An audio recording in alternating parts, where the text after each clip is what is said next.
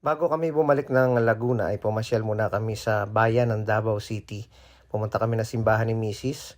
Pumunta kami sa Municipal Hall ng Davao. Napakalinis, napakadisiplinado ng lugar na ito. At napakadisiplinado ng mga tao dito. At syempre nagpunta kami ng palengke ng Davao at namili kami ng konting pasalubong bago kami umuwi. At sinamahan kami ng pinsan namin kung saan nagsisimba ang dating Pangulong Presidente Rodrigo Duterte dito sa Davao.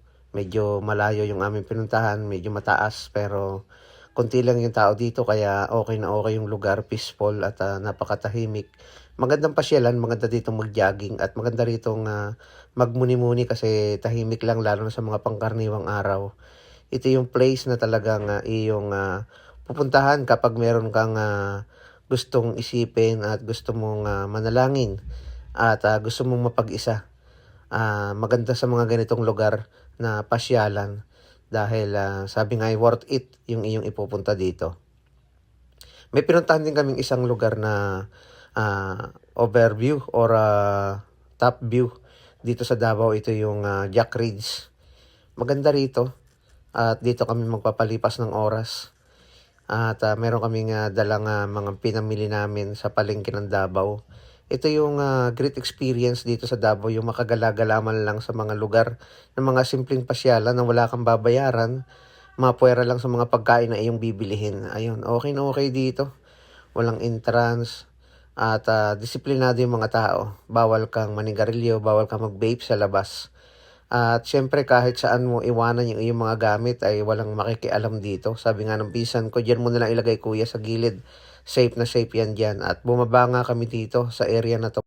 Maraming salamat sa pinsan namin at dito pa kami nagkita sa Davao at iginala kami. Overview na ito yung ganda ng Davao City. Kaya bumaba muna kami rito habang nagpapahapon at mas maganda raw tingnan ang Davao City sa gabi. Kaya ayun, ayan, ang ganda ng tanawin dito sa itaas ng Jack Ridge. Ang pinakang gastos lang namin dito yung pagsakay namin ng taxi para makaikot-ikot dito sa Davao.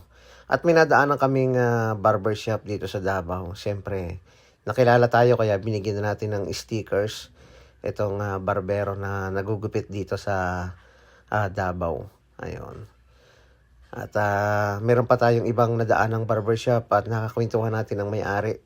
At nakilala din tayo ng barbero niya dito sa Maa, Davao City.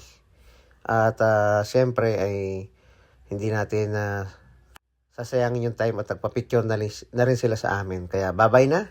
Hanggang sa muli, Davao City. Thank you so much.